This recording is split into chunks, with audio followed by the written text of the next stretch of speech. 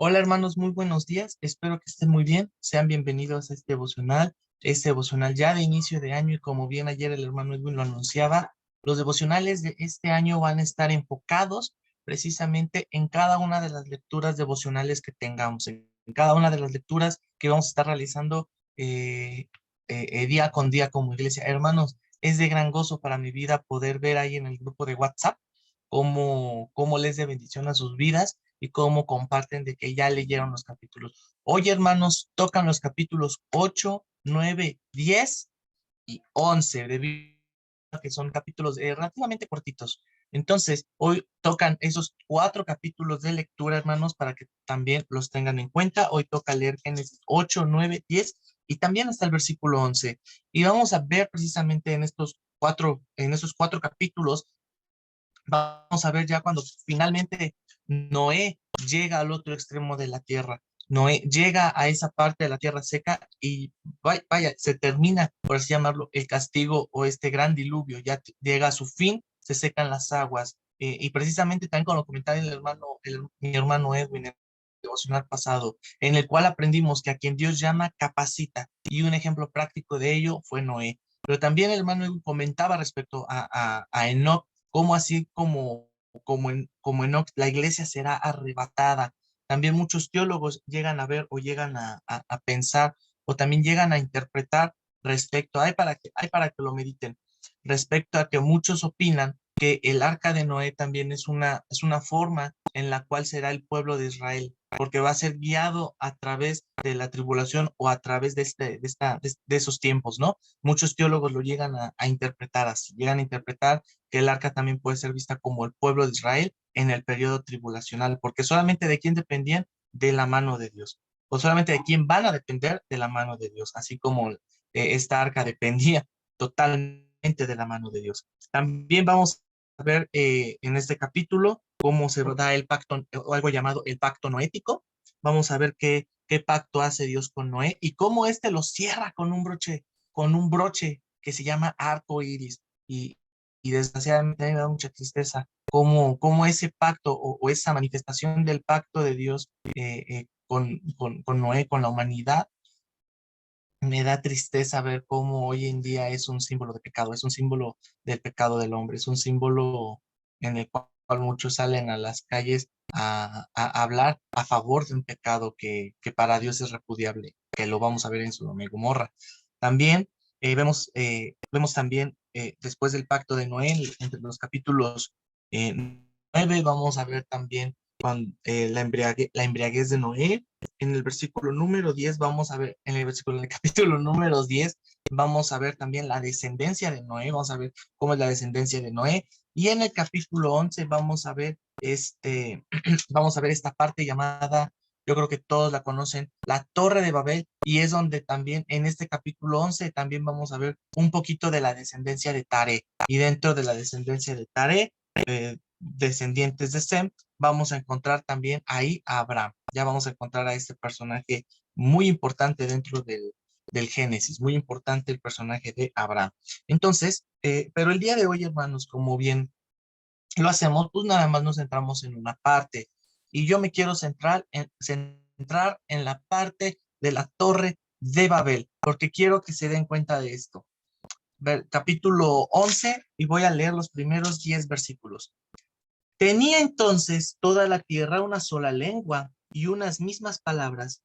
Y aconteció que cuando salieron de oriente, hallaron una llanura en la tierra de Sinar y se establecieron allí. Y se dijeron unos a otros, vamos, hagamos ladrillo y cosámoslo con fuego. Y les sirvió el ladrillo en lugar de piedra y el asfalto en lugar de mezcla. Y dijeron, vamos, edifiquemos una ciudad y una torre, cuya cúspide llegue al cielo, y hagámonos un nombre, por si fuéramos esparcidos sobre la faz de toda la tierra.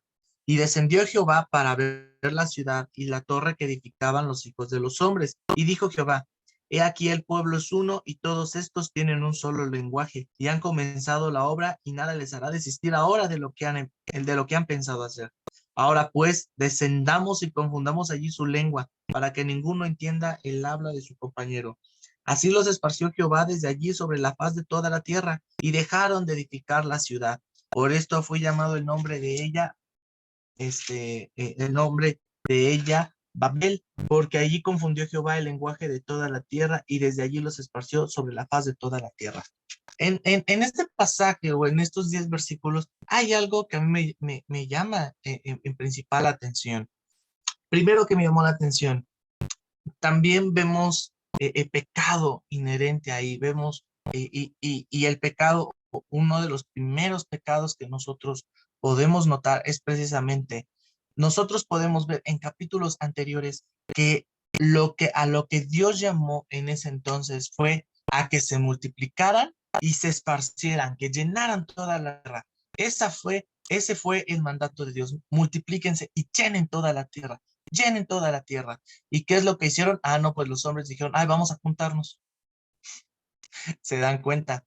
Vemos cómo el hombre quiere hacer su propia voluntad y realmente la Torre de Babel es una muestra de cómo el hombre quiere hacer su voluntad por encima de la voluntad de Dios y cómo es la soberbia de nosotros como hombres, cómo es la soberbia de nosotros, cada uno de nosotros.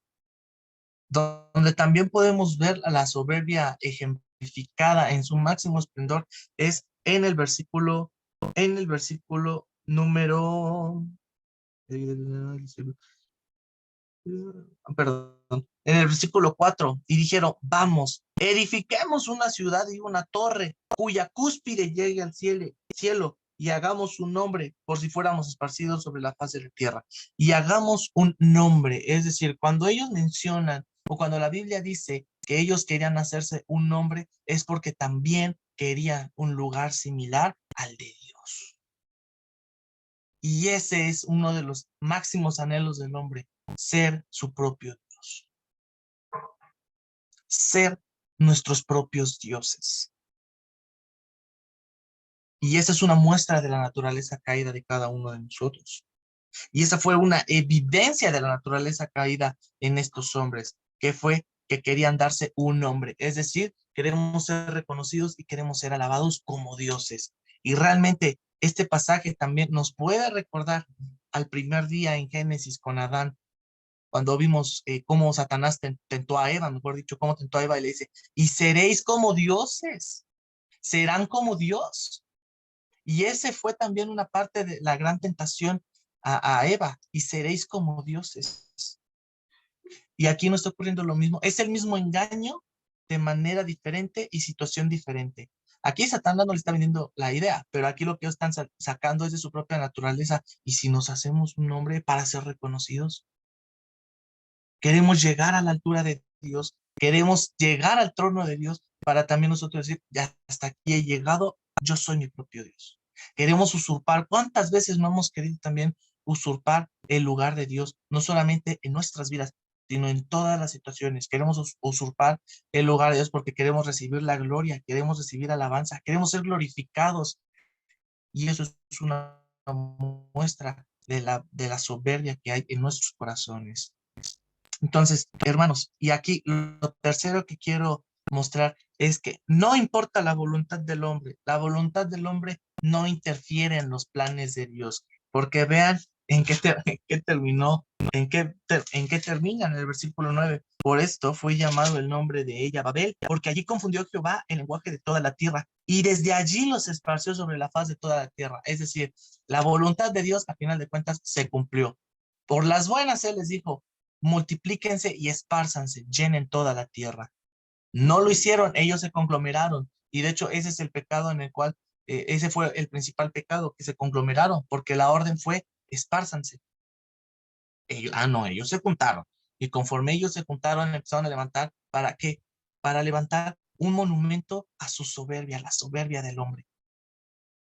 Se empezaba a levantar ese monumento que iba a recordar la soberbia del hombre. Sin embargo, Dios les cambia las lenguas. Ah, miren, todos se pueden comunicar por las lenguas. ¿Qué crees? Ahora cambiamos las lenguas y ya no se pudieron comunicar y no quedó de otra más que se esparcieran por los grupos en los cuales se entendían por lengua y se esparcieron y se dividieron y se asentaron. Y precisamente, ¿no esa era la voluntad de Dios, que se esparcieran? El propósito de Dios, hermanos, siempre se cumple. Y aquí lo podemos ver de manera práctica en la Torre de Babel, que el propósito de Dios, a pesar de la soberbia del hombre, se cumplió, que fue esparcirlos. No lo obedeciste, ¿qué crees? Pero mi voluntad es esta. Por lo tanto, yo te impulso a que lo hagas.